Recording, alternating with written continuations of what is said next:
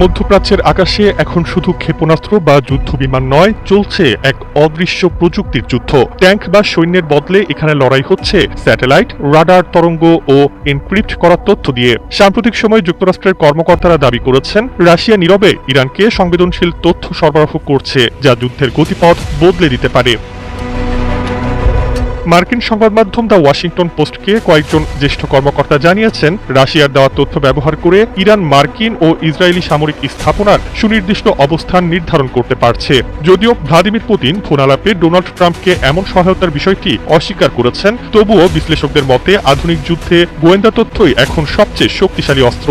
ইরানের নিজস্ব নজরদারি স্যাটেলাইট সীমিত হলেও রাশিয়ার উন্নত স্যাটেলাইট নেটওয়ার্ক সেই ঘাটতি পূরণ করছে। বিশেষ করে কানোপাস ভি বা খাইয়াম স্যাটেলাইটের মাধ্যমে তেহরান দিনরাত উচ্চমানের রাডার ও অপটিক্যাল ছবি পাচ্ছে। এর ফলে সমুদ্রের জাহাজ কিংবা সামরিক ঘাঁটির অবস্থান দ্রুত শনাক্ত করা সম্ভব হচ্ছে।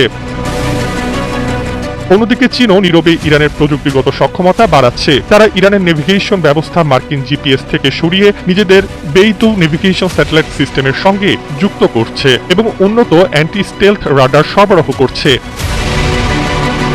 সব মিলিয়ে বিশ্লেষকদের মতে মধ্যপ্রাচ্যের এই সংঘাতে এখন গুলি বা বোমার চেয়েও বেশি শক্তিশালী হয়ে উঠেছে তথ্য ও প্রযুক্তির যুদ্ধ।